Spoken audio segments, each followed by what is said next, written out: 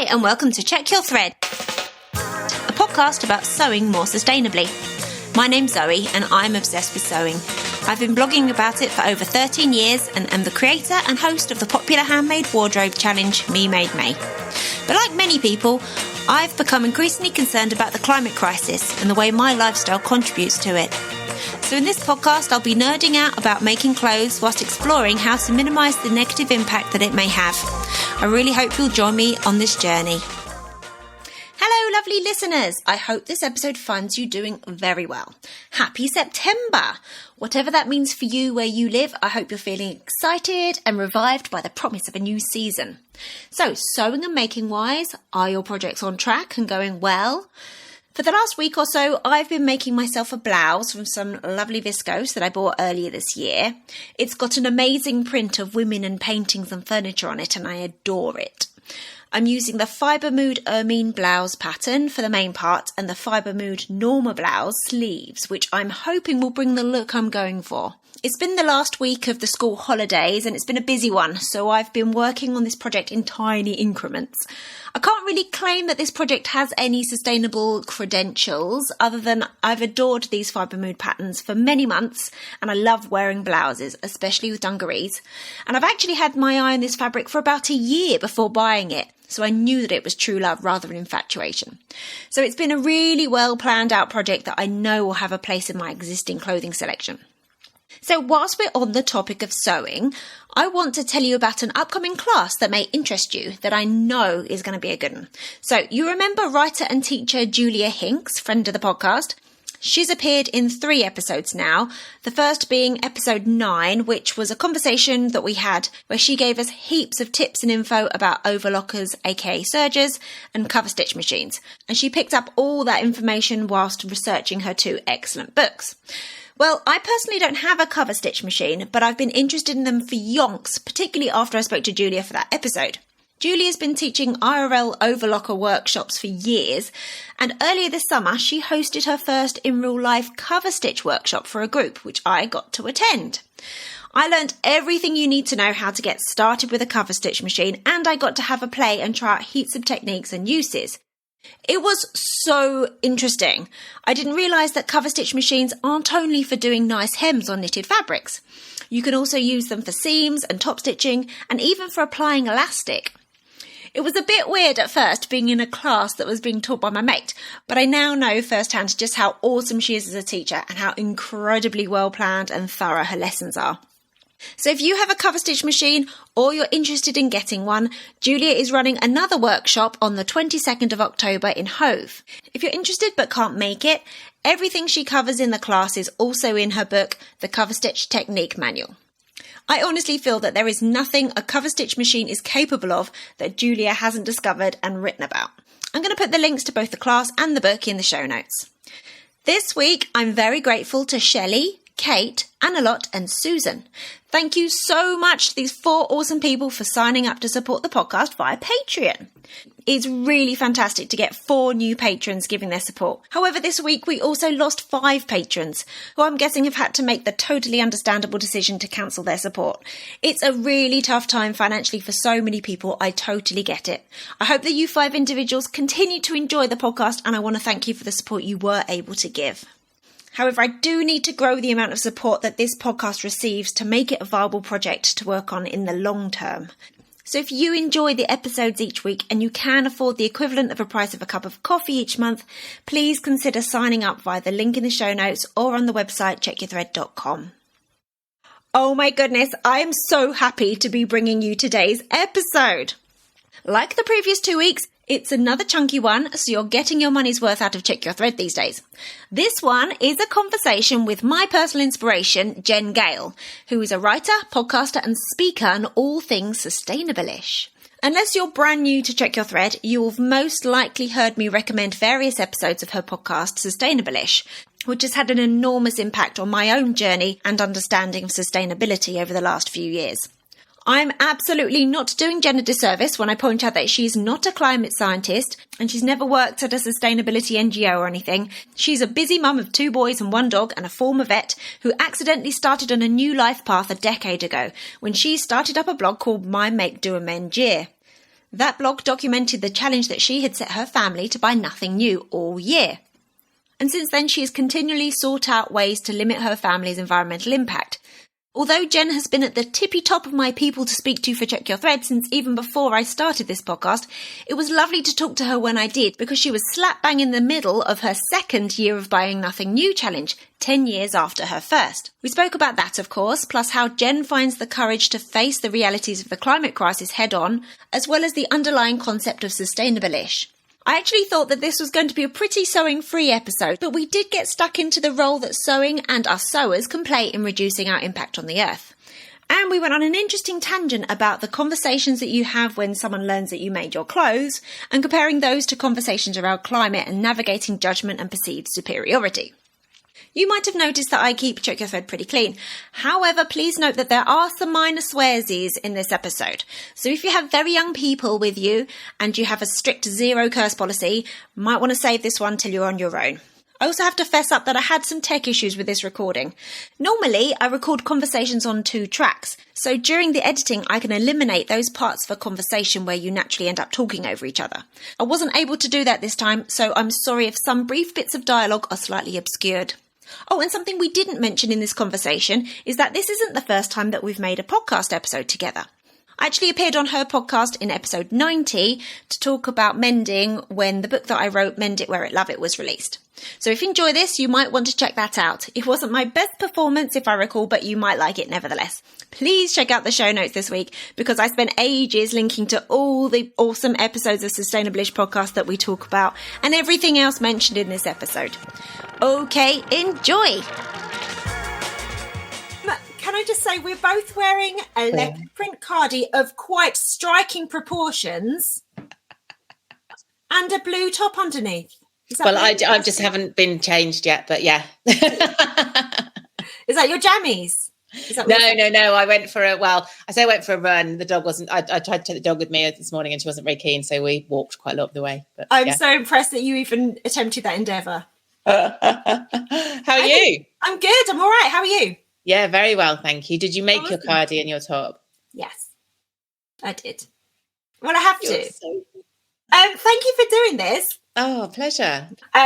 First of all, what I actually wanted to say from the top, I've just got my notes here. I think it's probably very obvious, but you are a massive inspiration to me and a massive inspiration behind starting my podcast, because I could see you like busy mum of 2. You've obviously got lots of other stuff going on, but this is something that you're really passionate about and you're going to just make it work and you're putting it out there. You obviously have you're making such a big impact because of that. So I guess that's a acknowledgement and a thank you. Well, that's very kind. I'm having a bit of a motivational lull at the moment. And I just, sometimes when you just think, oh, what am I doing? And is anybody listening? And is anybody, and so it's really nice to hear that. Thank you. I'm sure they are. I'm sure they are. If you wouldn't mind, Jen Gale from the Sustainable-ish podcast, could you please tell us who you are, where you are, and what fills your days? Oh, I'm Jen Gale from the Sustainable-ish podcast. I'm in Wiltshire in the southwest of the UK. What fills my days? Ferrying kids around. Walking the dog, but doing the podcast, I'm not very good at keeping up at social media at the moment, but I'm doing quite a lot of talks and training and that sort of thing around sustainability. And I've also got my Knackered Mums Eco Club, which is my membership. So that keeps me busy as well. So that's good. Awesome. You're very busy. There's lots of layers there. I love it. There are lots of layers. So I know that you used to be a vet, which is why I showed you Dave in the background. But these days, as you just mentioned, you spend a lot of your time working on environmental and sustainability type activities. So how did that switch occur? Like, did you have some sort of like environmental awakening and you're just like, I just have to go and do this now? Like, what happened? I'd love to say I had a plan and it was all like very strategically worked out. No, I used to be a vet. I worked in small animal practice for over 10 years and just found it really stressful, didn't really enjoy it. Had the kids, had, bits of time off with each of them. And then spent this year. So we spent a year buying nothing new. So that was 10 years ago. Put a pin in that because I have so many questions. Yeah. And that, I guess that was my awakening, if you like. I think I always say, like, before that, I think I was probably like, I thought we were pretty green because we were doing our recycling. And 10 years ago, I think that was kind of the level of expectation, or that's the messaging we were getting, was that like that was as good as we could do. Yeah. And I totally hadn't sort of joined the dots between what we were buying, what we were throwing away. And I hadn't in any way felt like it was anything I could do something about. I was kind of aware of climatey stuff. You know, I mean, this was like, you know, David Attenborough wasn't doing his hardcore bits at the end about, you know, how screwed we all are back then. But even then, I watched those sort of things and feel a bit panicky, but just sort of look away, not deliberately, not subconsciously. And I think probably a lot of people feel that now. You just sort of think, well, what can I really do about it? And it's so big and it's so overwhelming and it's so hard to feel like you can make an impact or to do anything about it. So, yeah, I think it's easier just to look away, isn't it? And so what inspired you to do the year of buying nothing new? So if you were like, oh, I'm kind of doing it, like what made you think like, oh, okay, let's try this? So the kids were really little. They were like 3 and 1. It was kind of when blogging was quite bad. I was like, I'd quite like to start a blog about something. And I read about a woman who was doing something she called it her secondhand safari. And I think I'd just discovered Free Cycle and Free Girl and all those sorts of things. And I was like, oh, that sounds really interesting. I wonder if we could do that. It'd be quite a challenge. But I wasn't looking at it from a green or eco or environmental way. I just thought it'd be quite fun and like quite interesting to do. Isn't it funny how when you've got tiny children and life is so difficult, you think, let's take on a challenge. Yeah, let's do something that's add another layer onto this. And I don't know if subconsciously I was looking for something that was like for me, do you know, like just a bit and something to kind of take your mind out of just washing up and play groups and nappies. Yeah, so that was that. So that was your original year of buying nothing new a decade ago. So this year you're trying it again, aren't you? Like a decade later. So now that you are like a fully fledged sustainable-ish living inspiration, what motivated you to return to that pledge after like all you've learned and all you're already doing and implementing? I just thought it would be nice to like mark that 10-year kind of thing and to see how different it was. And I always said at the time, like, this would be a very different experience to do this with older kids. Do you know, like when they're little, they're as easily pleased with something from the car boot as they are with something from the toy shop. And I was always sort of thinking like, well, at what point, and I'm still, you know, this is still a work in progress, but with older kids, like at what point do you have to sort of stop imposing your own values and ethics and onto them and let them kind of do their own thing? And when you figure that out, let me know. I'm still working on it. So now the kids are 13 and 11. And so I sort of said to them, look, I'd really like to do this again. Would you guys like to do it? I would love you to, but you know, I'm very much aware that it's your decision. And they really surprised me actually. They were like, yeah, all right. Oh, what about your husband? Yeah, I mean, he's bless him, he's very good, and he just sort of goes along with.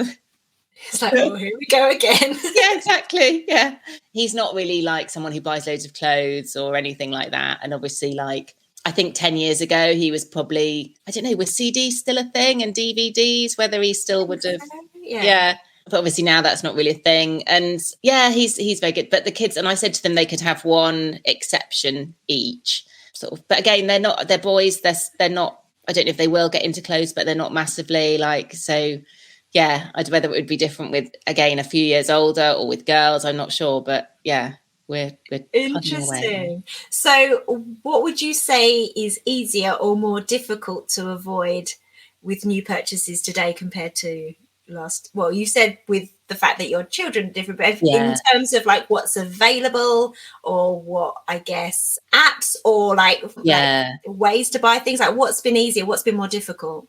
Vinted is a revelation if anyone's on Vinted. You mentioned I've been following your Vinted scores on Instagram. Yeah, and it like quite and I think because eBay's great, isn't it? But you have to like obviously filter for used and things, but then, you know, it's the whole like bidding and waiting, and I'm not very good at waiting. And, you know, whereas Vinted, you can just filter it, find what you want, and then just buy it. And so that's great. I mean, it is, I guess the difficulty is when, you know, you order stuff, it arrives and you try it on, and it doesn't fit, or actually you're like, oh, I don't really suit that at all. So, there's that difficulty. But I've had the same in charity shops.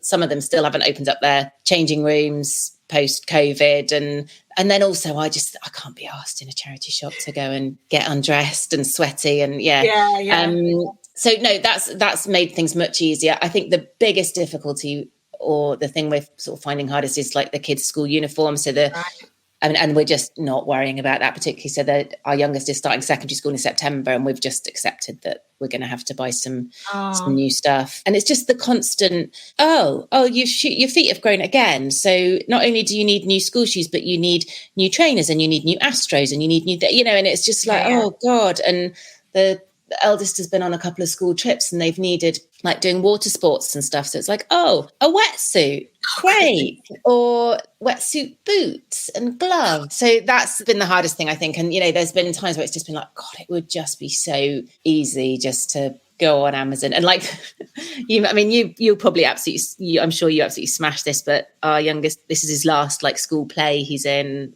happening now. And he has to be a kite, like the bird kite, not a... Oh, I was like, wow. Yeah. And there's 4 of them who have to be kites. And so one of the mums set up this little WhatsApp group for like the 4 kites. And then he's got a Chewbacca onesie. So we were like, brilliant, we can use that. Brilliant. And then I was like, do I really want to nail it by trying to like sew wings onto it? And then I was like, yeah, do you know what? So we had this old brown curtain, made some wings, like I've sewn them onto it. And then this person posted this picture of this amazing costume she'd done for her son, and she'd bought all these feather effect things from Amazon and like dropped all the links in there for everyone. And I was like, and it just looked absolutely phenomenal. And I looked at what I'd done for my son, and I was like, oh bless you. I find all that so stressful. Like World Book Day. I mean, I rustled something up, but I did it with a lot of resentment, and it was... so much resentment. This is the thing, when you make stuff, doesn't mean to say you're just constantly looking for things to make. Like, no, I have a long list of things that I want to make on my terms, and then you suddenly tell me 2 days before, literally, that the school is doing World Book Day. It's not fun. It's a lot of resentment. And do you and when is it, I think sewing's a bit like baking. When you're doing it like, and you're in a really foul mood, it just doesn't work, does it? Like, I remember really early on in the pandemic when they finally decided, yes, we did need to wear face masks. And so I was sewing these bloody face masks with a huge amount of resentment for the fact that we were going to have to wear these masks, and that this whole situation was happening. And oh my God, the machine just jammed so much, and I just hated it. And then inevitably they were all too small, and the kids didn't like them. And I was like, The kids were like, ugh. You're like, well, yeah, it's a thing. Deal with it. Yeah, completely. Awesome. So, okay, I'd really like to talk about your podcast a bit more, but I'd like to start a bit more broadly. So, as you know, I'm a massive fan of your podcast, and I've mentioned it in specific episodes quite a lot, either in this podcast and in the Check Your Thread newsletter as well. So, from what I know of you, I think that you've got pretty similar goals to me with our podcast and other endeavours. However, I find like the climate crisis and like talking about what to do about it and time's running out, so terrifying. So whereas I look at these things kind of more obliquely through the lens of sewing, you kind of face it head on, don't you? And I guess what I want to know is, how have you found the bravery to do that? And how are you not in the corner of your office sobbing through being overwhelmed and terrified all the time? Sometimes I am, or at least upstairs in bed, just trying to ignore it. But you go there like every week, like. But I don't feel like I do. I feel like I don't know, tinker around the edges, maybe. Like really, whether I don't know. Do I cop out a bit by talking about sustainable-ish? Do you know, like, because okay, I don't know. But that makes it, my whole idea with calling it sustainable-ish and talking about that is that we bring people along and it makes it more accessible for people. And, if we said to somebody, right, you got to run a marathon tomorrow, you'd be like, not a chance. But, if you've got to run a marathon in 6 months or a year's time, and, and we'll talk you through it and we'll get you started, and then it's much more likely to happen. But let's start with a couch of 5K. Yeah, exactly. Yeah. But, there is also an element of, we are, exactly as you say, we are running out of time. But then it's hard, isn't it? We need individuals on board and making changes. But I guess even more than that, we need individuals to be using their voices and I guess feel brave enough to be asking questions of the big corporations and governments and things like that. And that's sort of another layer, isn't it? I find it really hard to have conversations, really happily chat on podcasts and, give talks and all that sort of thing. But to have a conversation with a mum in the playground or, a member of the family is really, it's terrifying, really isn't it? Yeah. But okay. I don't know. I do find myself, I don't know about you, but like if I'm busy, I can just sort of keep going. If I don't have deadlines, I'll just kind of mess about and end up doom scrolling a lot on Twitter and then start to feel pretty bad about everything.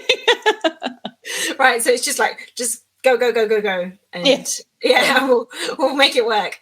And I think there is an element, there's probably similar for everybody. Like if it's thinking about the climate crisis, when you're sat there not doing anything about it and worrying about it, that's the worst place to be in. And that's the whole point, I guess, with like sustainability, like just do one thing, go out, and I don't know, make a meal plan or think of a veggie meal you can cook or, whatever. And that leads to the next thing and the next thing and the next thing. It's that sort of sitting in that space of anxiety and inaction and things that is probably the worst for all of us. But you must have received heaps of feedback from listeners going, oh, I hadn't thought of that. Oh, that was so interesting. That conversation you had has made me do this and that. And I'm now doing this differently. Like you must get that kind of feedback. And and that's really lovely. And I don't know about you. It's it is hard. It's not hard in the grand scheme of things, but, putting yourself out there and on social media and doing a podcast and stuff and, sending out newsletters. And sometimes it is just tumbleweed and you just think, oh.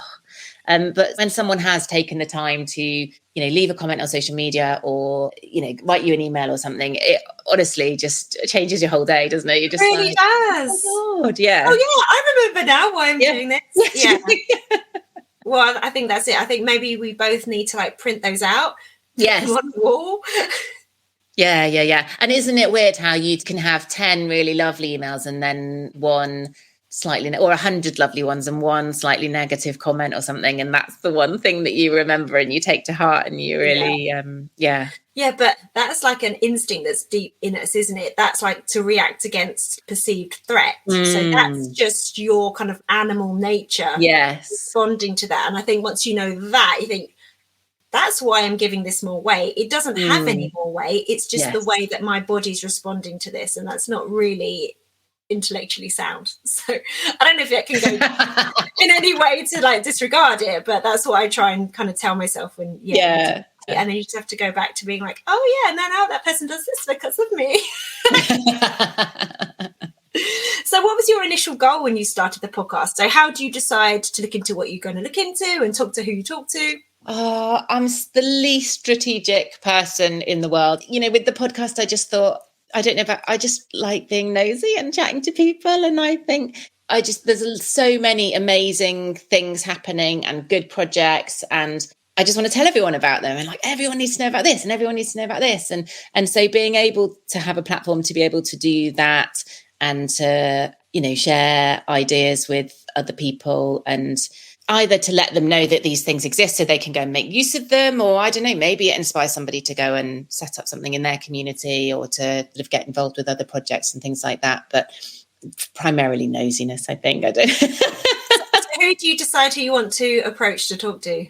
Again, I'm just I'll be on social media and be like, oh yeah, no, I really want to speak to them, or I really want to speak to them. And sometimes I'm not brave enough to ask, and sometimes I am, and Oh, that was going to be one of my questions a bit, actually. So who would you really love to speak to that either you've not been brave enough to, or they've been too busy? Or so I was really lucky a couple of years ago. I think I did a little series for Organic UK about organic food, and because of their contacts and things, they managed to get Guy Singh-Watson from Riverford come on, who's somebody I really wanted to speak to but would never have been brave enough. And Melissa Hemsley, who's a amazing cook and cookbook author and does loads of veggie foods and stuff. So I was able to speak to her, which is amazing. There's a brilliant climate scientist called Catherine Hayhoe. She's a climate scientist, but she's also a great climate communicator, and she talks about climate conversations and things like that. And I did email her or her PA, but then didn't hear anything back. And I can't think of anybody else off the top of my head who I'm like, ooh, But I'm sure there are lots. But speaking of like all your guests and stuff, you've just had so many fascinating and inspiring people on. I think I must have listened to, I don't know if all of your episodes, but the vast majority by now. And I just always feel like a whole new section of my brain is now open. So like, have there been some episodes or conversations that have really stood out for you that you've had or that have really affected you in some way? I think a couple of the ones that I like the best were almost, and I hope they won't object to me saying this, I did one episode that was with some of the, I think it's like 4 people from the Knackered Mums Eco Club. And I just loved that because really the whole message of everything I do is you can do this too. You can make these changes. Everybody can do this. Everybody can be a part of that. So to hear their stories as, you know, they're not people who work in sustainability. They've all got jobs and kids and juggling all these other things, but actually, you know, what got them started, the biggest changes that they've made, the things that they've tried and have just been a complete disaster. And I loved that. And I don't know, you know, whether my audience did or not, but I just thought, you know, that's the kind of message I really want to sort of put out there. Yeah. And there's another brilliant account called The Crap Activist on Instagram. I love her. Oh, she's brilliant, isn't she? And so funny and So down funny. to earth and relatable and brilliant. And so I loved chatting to her. That was just amazing. I really enjoyed that one. Yeah. So I think those are the ones, because sometimes it's very easy to think, oh, well, that's okay for them to do that, you know, and especially if somebody's, I don't know, started up a business, think, oh God, well, I could never do that. But actually to hear about somebody who's just plugging away like the rest of us, juggling all the things, but actually making a difference. And especially I think with like the Crap Activist, she's just really sort of embraced social media and she's just so honest and relatable and funny. And I think, you know, sort of shows that sometimes I think sustainability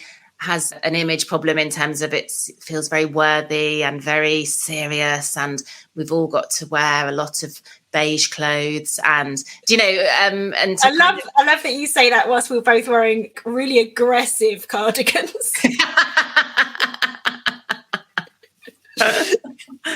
Yeah, so I think those are probably, you don't have to. Oh yeah, I think that actually, now you said it, the Crap Activist episode of your podcast was the one that I probably enjoyed the most. But I really loved the one with Less Waste Laura, when she kind of just really distilled the COP26. Isn't she phenomenal? She's incredible. She was such I want to meet her when I grow up, and she's only about 25. I know. She was like a Reader's Digest, wasn't she, for the whole thing, and just communicated it so clearly. And I was like, can you just explain everything to me in my life? Yes, exactly. I think she's absolutely phenomenal. And I love following her on social media. And I think she was, I don't know if she's still doing it, but she was doing like a little weekly slot on like Sky with them and she's just, again, a really brilliant communicator. And like I said, she's still really young and she just seems like she's got her life sorted. And I'm like, damn it, how have you done that? I also really like the one about bees that was like ages ago. That was part of that organic series. Yeah, and that was brilliant, wasn't it? Again, maybe we'd take bees now I don't, because I was so, you know, I've learned all this stuff about bees, but we take it for granted, don't we? I learned a lot from that episode. For example, like, and one of the things I took from it is that bees need 6 different types of pollen. So I'm like, literally, I'm in my garden, like, right, I've got courgettes, I've got pumpkins, I don't know if that counts as the same one, I've got snapdragons, I've got sunflowers. I'm literally like hoping that I've got 6 for the bees, and I'm looking over my neighbours all like, well, they've got a lot, so between us we're okay. Yeah. And that's why these, you know, like monocultures and things are such a problem. And absolutely fascinating, wasn't it? And like how far they fly, and it's amazing. I loved that. That was great. So you've also written 2 wonderful books, let's not forget. So the first one is the Sustainable-ish Living Guide, and your second one is the Sustainable-ish Guide to Green Parenting. And I believe you wrote the second one during lockdown, didn't you? Yeah, that was literally, I had a meeting with my publisher, must have been after February half term, I think. And then she said to me, like, this is the last contract out the door. They've now just said, don't issue any more contracts because we've got no idea whether we can, you know, keep paper mills running and all those sorts of things. So I wrote it pretty much March I don't know, did you have both of my books had quite short deadlines, like 2-3 months to write them? I'm thinking, because I was writing my book in May of 2020, so it's probably really similar time to you. I don't even remember because it was just a fog of activity. Yes. So, like, was that that was you? Interesting. Yeah, as I'm sure you found out. I think I still remember you put some social media post up and it was like basically mummy's writing go away. And then I don't know if you told me this when was you it came on my podcast. The sweets. Oh my God. I loved that one. Okay, so top tip, I'll just explain to people that didn't see that. Basically, because my kids were only 3 and 6 at the time, really small, and we lived in a very small 2-bed flat, no garden, no outside space, all of lockdown. It was intense. My husband's a teacher, so but it was at the beginning bit where they hadn't really sorted out online learning fully. So we were tag teaming, like half the day I would write, half the day he would teach, and we'd have the kids the other thing. And that we just did that like 7 days a week for 6 weeks or something. It was so intense. But the kids just, because they were so used to just like, oh, mummy's home, I'll go and talk to her. And and you're like, because I'm not a natural writer and I really had to like get in the zone. And then when I was in the zone, if someone just comes to tell you about see boo-boos or something, it just breaks it, you know, and then it takes you so much longer. And I don't have time for this. I literally just have to bust out a section of this book every single day to meet these deadlines. So the thing that I came up with is they were given some Haribo or something. It's not something we bought. And I had a large jam jar of these sweets on my desk. And I just said to them, look, every time either of you come in and talk to me, one of those sweets goes in the bin or my mouth, wasn't sure. I'm fairly immune. Why would you put them in? I would have just been like, I'm going to eat those sweets. If they were the Tang Fastics, we'd have problems, but they weren't. They were the other ones. I'm fairly immune to the other ones. And I swear, they did not come in once. Did it work? And so did you say to them, and then if they're still at the end of... Yeah, you can have them back, like at the end. It worked. So, I don't know. I think my kids would have just been like, you're going to eat them anyway, mummy. Like, we'll just keep coming in. We're going to call your bluff. Didn't you go and take yourself into your caravan? Yeah. So we've got a caravan and it's parked on the drive. So I think one weekend I didn't stop them coming. Really? For a couple of hours probably. And then after a while, they were like coming out. And I think it was with the first book, I did take myself off for a weekend. Oh, did you? Yeah, which was like it was lush. I just got like an Airbnb about an hour away and just went and did 2 nights and 2 days. Took the dog with me, took the dog out for walks. And that sounds so nice. If I ever get to do another book, I'll remove that. Spend all your advance on an Airbnb. So after you wrote the more general and really thorough first book, so then why did you decide to focus on parenting for your second one? Well, that was the problem that we had. Because you were too thorough with your first one. Yeah. Well, that meeting I had with my publisher in February, she was, right, come on, do you want to do a second book? And I was like, I would love to. What should we do? And I was like, I don't know. And she said, we've, literally shot ourselves in the foot by covering so much in the first book. And as you say, being so thorough.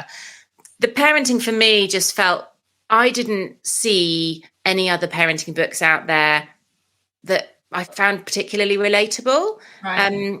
I don't think there are that many parenting, sort of green parenting books, but the ones that were quite sort of stereotypical, all or nothing. If you're going to be a sustainable parent, then you're going to be doing. Get rid of it. Yeah.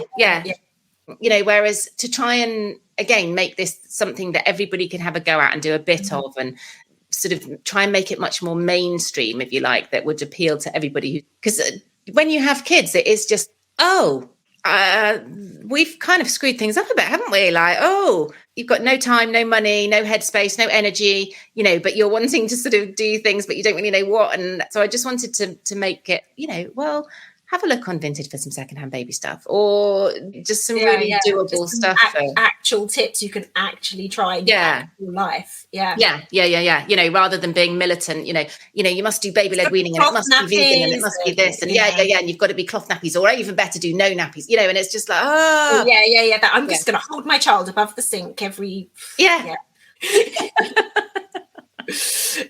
And I really like your book as well in the way that you have different sections for different ages as well, don't you? So you could get it even when you're expecting, or you could give it as a gift to somebody who's expecting, and then they could keep it with them as they kind of then encounter new sections of life, like going to school for the first time, going to nursery, or going to secondary school, or birthday parties, and each time you encounter a new facet of family life, okay, I can turn to the book because I don't know what to do right now. Yes. Yeah. And actually that was probably the hardest. With the first book, it felt like really easy to, there's a fashion chapter and a food chapter and and it felt really easy to sort of slot stuff up. But trying to segment that book, I found really difficult to sort of, well, how's it best to do that? Is it by age, or is it by, do we have a chapter on food and talk about babies and or yeah. And so I found that quite difficult. No, I think you nailed it, because it's like, right, okay, I don't need this right now. Let's go to it. Yeah. Especially as well when you feel like a busy parent or carer, like you just need to get to the facts. Well, that's it. I wanted both of them. The baby bit if you've already got a 10-year-old. Yeah. I wanted both of them, for people to be able to kind of dip in and out of. I love nothing more than if someone sends me a picture and it's got post-it notes and scribbles down the side, and because I want them to be books that you come back and keep referring back to and that you used, rather than it's just like, oh yeah, I read that and nothing changes as a result of reading it. It's, you really with everything, whether it's the podcast or the books, I want something to change after. I want someone to go and do something different. Yeah. So let's talk about clothing. So what relationship do you have with your wardrobe now, and how has it changed over the last decade? Ooh, still not great, I would say. I don't really feel like I have a sense of style, particularly. I've just seen that cardigan. You've got a sense of style. This is my favorite thing. This is a vintage find. But then if I find something I like, I will wear it like every day for a year.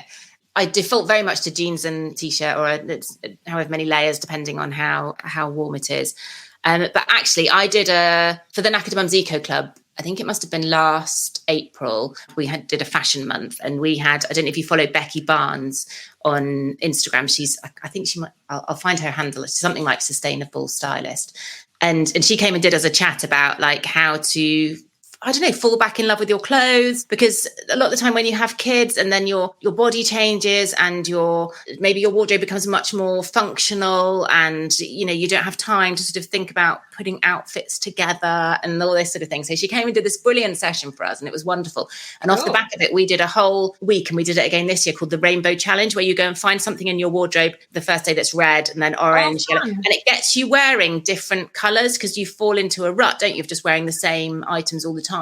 Yeah, and honestly, I couldn't do that, because I'm like blue, mustard, rust. But then if you know the colours that suit you, that's great, isn't it? But it was so interesting seeing the impact that it had on so many of the women in the community, just in terms of rediscovering clothes again. I don't, I'm not a real like fashion person, but the power of clothes to make you feel good.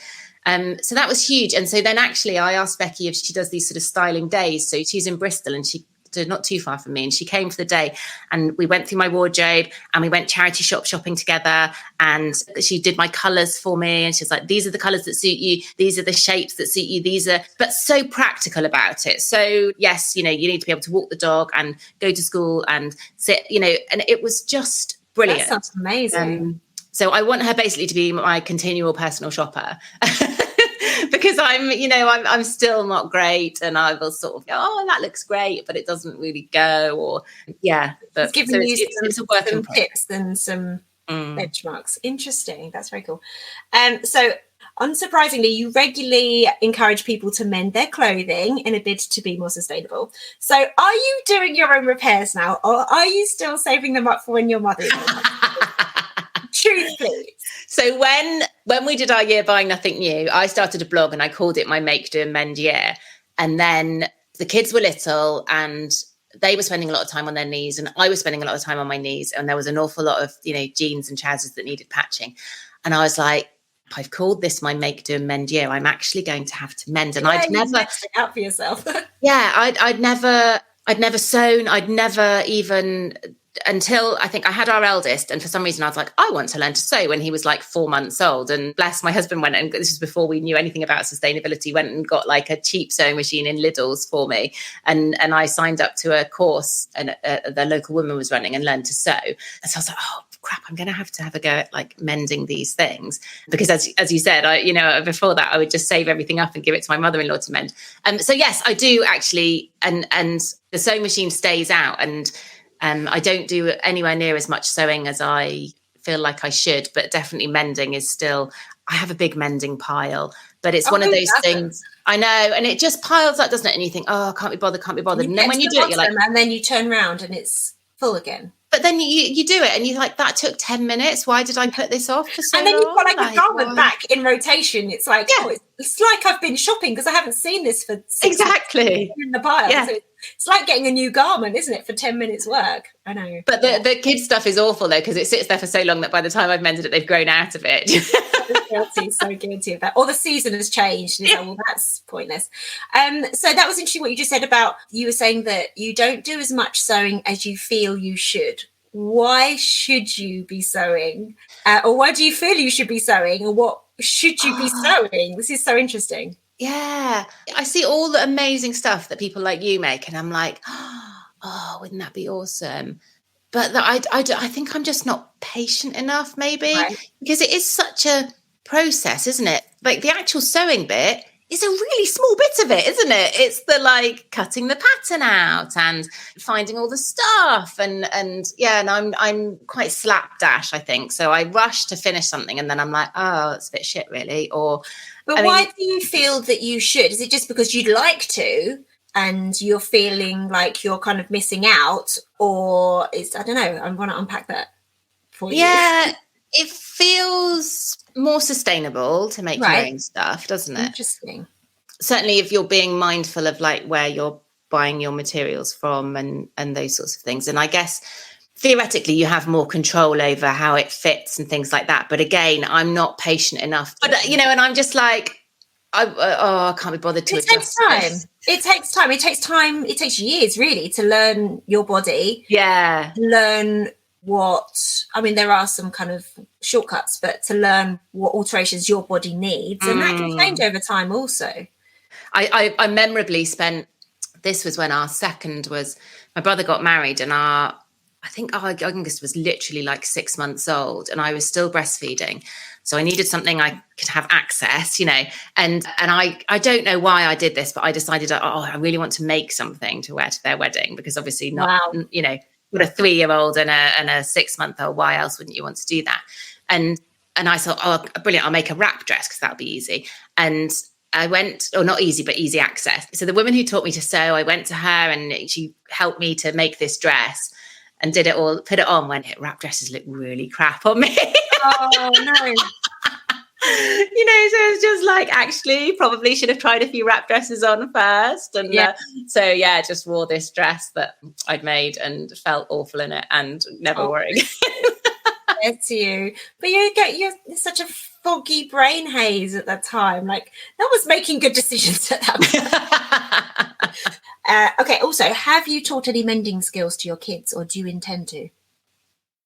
That's a brilliant question. And no, I don't think I have. And I really should, because we were talking yesterday, actually, my husband and I, and one of the kids has just got back from this like adventure weekend. And somebody said to me, oh, it's amazing, they learn all these life skills. And I'm like, really? Is it a life skill to be able to build a fire and make this particular knot or whatever? Or is it a life skill to be able to learn how to meal plan, budget, sew a button on, repair something? And so, yes, I really ought to. My eldest, I think, will probably just go, okay, mummy, and go along with it. I don't know if my youngest would be more up for it. But yes, I definitely feel like that is a life skill. That is something that everybody should be able to do. And I'm sure you've probably got the stat, because I can never remember it, like the amount of clothes that get discarded literally because they haven't got, they need a new button. So they just get thrown away.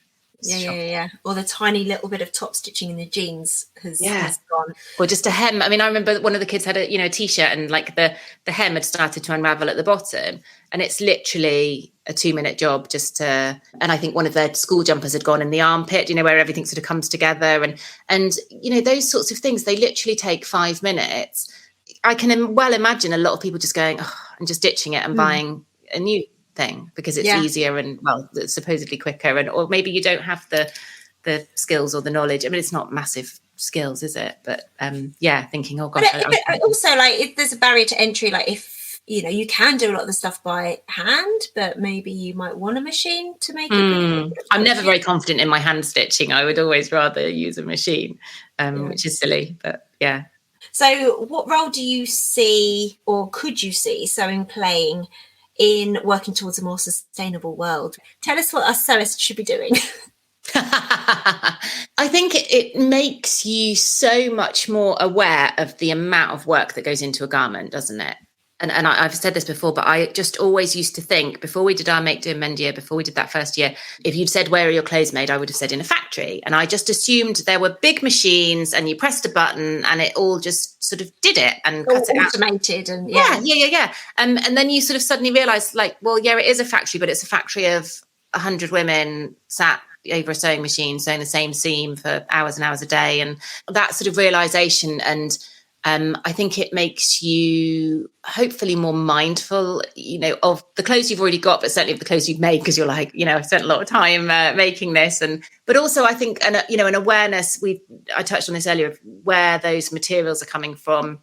I think all crafts have the potential to, or people, to have this stash, don't you, of material, and to be constantly looking out for cheap, because it costs, these hobbies cost money and that sort of thing, so to be constantly looking for cheap materials and things, but actually again trying to slow that down, and that slow sewing, slow fashion, so thinking about whether you can source some stuff secondhand, or whether you might be able to save up and get some organic material. So yeah, I think that, but the mending, passing on, I guess, those skills and showing other people that it's possible, that you can do it. Because I think I always used to think that sewing was something that other people, I would never be able to do that. It's for other people to do. That's for a certain type of person to do. Or what mending. Type? Tell me who's that type in your head? Well, I don't, probably like there's always that mum, isn't there, who, who can bake, am I that mum? sew, who can who makes great costumes. I mean, I'll make a costume, but it'll look pretty shit. Maybe it is just me, but I think we're very good at putting, or we like to put people into pigeonholes, don't we? And I'm not that type of person. I'm not, or I'm not creative, or I'm not someone who can do that. And actually, I had a pair of jeans that were like really, really visibly mended, more whole, more mend than original jean. But a great conversation starter about fast fashion and mending, and oh God, I just did this by hand. It's completely imperfect. Have a go. Like, I think that's a really important part of whenever we do anything, to not shove it down people's throats or bash people over the head with it, but to be able to talk about maybe some of the benefits that come with that. Like, oh yeah, these jeans fit, and isn't it annoying trying to find a pair of jeans that fit? So I'm determined to keep these going for as long as possible. Or, I'm just trying to think of the money that I've saved on not having to buy 5 new pairs of jeans. Or so those sorts of things I think can be useful to kind of maybe. I love that. I love how your jeans they're kind of more powerful than like a placard, really, in many ways, aren't they? Well, I'd find I'd go to the assembly at school and be sat down, and someone would go, oh, I really like your jeans. And then we just have this really lovely, gentle conversation that, how else do you sort of have these conversations, shoehorn it into the conversation, So, yeah, I mean, you must get it all the time. People going to you, oh, that's really nice. And you're like, yeah, I made it. I do, but I don't go yeah. instantly, like, because it's, I think, a very female trait. I'm like, I can't do anything else, Yes. Like, this bit, I cocked this bit up here. Yeah. It's not the best pattern fabric combo. I don't have any. You have to justify yourself. I'm not also a doctor or a vet, or I don't do anything else.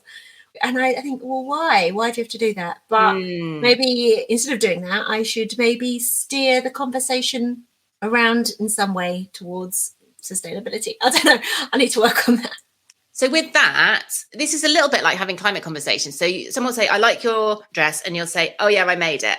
And then you're automatically, you tell me this is true or not, you're automatically thinking, they're thinking, bloody hell, oh God, I'd never have time to, and they're sort of judging you, and they're worried, and you're worried that they're, and there's this whole sort of circle that goes around. Because you just described the person that you perceive, and I would instantly, and everyone recognises that stereotype. Everyone, I guess, from our country possibly would recognise that stereotype. And I guess my instant reaction would be to defend myself against that stereotype. Yes. I guess maybe to say, like, I'm not this homemaker idyllic thing. It's funny because we wouldn't make that same, or would we? I don't know. There's always the mums who are at the school gate in the, I'm saying this wearing a running top, but who are in their exercise gear, and I don't know, there never feels a need to defend. Yeah, they're not. It's weird, isn't it? Oh, I don't do a lot of exercise. I'm just doing now because now I've got the chance. And they're not sitting there justifying that. And what's that about? It's really weird, isn't it? There's so much psychology in there somewhere to unpack, isn't there? Yeah. And I am proud. I am proud of the fact that I made my thing, because it took time and effort and skills accrued over many years. So there is a pride, but I guess I don't want that pride to be misconstrued as trying to project myself as in some way superior, I guess. Yes. You know? Yeah. And I think that's similar with the sort of climate stuff, that yes, there's a lot of defensiveness, I think. Yeah, it's just that worrying that people are thinking that you're judging them and that you're trying to make yourself feel superior to them, and saying that what you're doing is somehow better or whatever, and that's just, it's really difficult. That stops, I think, so many conversations from happening, doesn't it? Yeah, exactly. So I've already taken masses of your morning and I'm very grateful for it. I've got one more question. So what 3 things would you like everyone listening to start doing that would have a big impact on the climate crisis and the well-being of the environment? Oh, eating less meat and dairy is a narrative that we hear a lot. It's also a very emotive narrative, isn't it? It's one that can quite polarizing potentially. So I don't know if I can have 2 things in one thing. So one would be, have a go at a meat-free Monday. So 1 meat-free meal a week, or, if the difficulty sometimes when you have kids or husbands or partners is trying to bring them along with it, isn't it? So maybe if that feels really hard, then maybe you could have like a plant-based breakfast and lunch, and then everybody has their regular meal, or something like cooking a spaghetti bolognese but using half the amount of mince, and bulking it up with like a soy mince or extra veggies or lentils or whatever. So just trying to slowly cut down on meat and dairy. The other big one is food waste. So we don't really think about food waste and climate-y stuff, but it's a really big issue. And if you're uber keen, what you can do is keep a food waste diary for a week. So just kind of like makes you really aware of what, so it just has, a scrap of paper by the bin, and just write down everything that you're throwing away, because you might notice there are some patterns. It's usually like, maybe I'm doing too many chicken nuggets every time or something. Yeah. Or, the kids are putting too much milk in their cereal and we're chucking loads of it away after every breakfast, because I think milk is one of the most wasted foods. Yes, I can totally see that, yeah. But I just want to eat it wet. I don't want to drink the milk. You're like, oh. Yes, yeah. You don't want to put it back in the bottle, with the bits of backwash and cereal and stuff in it. So and then thinking about, well, how, what are there some common themes that we can reduce, that sort of thing. That's a really good idea, The mending thing fits really nicely into a whole thing about trying to reduce consumption, which is really countercultural, isn't it, in our society? It's not a message that we are used to hearing, or maybe even want to hear, because we're so used now, I think, to being able to get whatever we want, whenever we want, as quickly as we want, as cheaply as we want. So thinking about how you can either incorporate a bit of mending. So there's a great project. I interviewed them in the podcast called The Jump. I don't know if you listened to that one. And they've identified kind of this. It was great, wasn't it? So in terms of consumption, they talk about keeping things in use for 7 years. So like tech and I guess the Hoover, things like that. And for clothing, they talk about only buying 3 new items of clothing a year. So, thinking about just slowing down. A really useful thing actually is to have a 24-hour cooling off period. If you see something that you like or want, and I do that with the kids, oh yeah, I'll take a picture on my phone if you still remember it, but actually doing it for yourself as well. And then a third, this is really cheeky, isn't it? A third category, maybe thinking about travel, but those short journeys, because we live not massively rurally, but relatively rurally. There's not a particularly regular bus service and all those sorts of things. So we're really guilty of jumping into the car because the kids are whinging, because it's raining, because we haven't left enough time, even for journeys that are less than a mile. So actually, I've been really working over the last year plus to try and make more of those journeys, walking, biking, scooting, whatever they might be. The kids are getting better, actually. There was quite a lot of resistance to start with, but they are getting much better at it. And, it's a case of kind of picking your battles. You've got to pick it when it's nice weather and you've left time and there's, everybody's in a good mood and you've got snacks and all those sorts of things. Yeah, and hopefully you can build it into a habit then, can't you? Yes. For the other days where it's not quite so amenable. Yeah. But just, those, don't think we realise, or, I sort of hadn't realised just how much we were relying on the car just for really short journeys. So, and there'll often be times where I'm like, oh, really? Am I going to make myself walk or cycle? But actually, when you do it, you always feel better for having done it. So that's another kind of co-benefit, isn't it? You do feel better for having done it. Awesome. Thank you so much, Jen. You are amazing. Thank you so much for everything you do, for your amazing podcast. And thank you so much for giving me a big old chunk of your morning. Oh, thank you so much for having me. And thank you for everything you do as well. You're just absolutely phenomenal. I think you're brilliant. Oh, thank you, Jen. Hopefully speak to you again before long. Yes. All right. Take care. Thanks so much for listening. I really hope you enjoyed this episode and are left feeling inspired. For more info about the podcast, including show notes for this and every episode, head to checkyourthread.com. I'd love to hear from you, so if you have any comments, questions or ideas for future episodes, please get in touch by emailing zoe@checkyourthread.com or find me on Instagram @checkyourthread. Massive thanks to Patrick Potter for production support, to Sylvia Seller for the awesome logo design, and to Simon at Palm Skin Productions for the music. This ad-free podcast would not be possible without listener support, so if you feel you are able, please consider signing up to the Check Your Thread Patreon. For the equivalent of buying me a coffee each month, you'll be making it possible to continue producing regular episodes. Links can be found in the show notes and on the website checkyourthread.com. I hope you'll listen again next week. Until then, take care. Bye!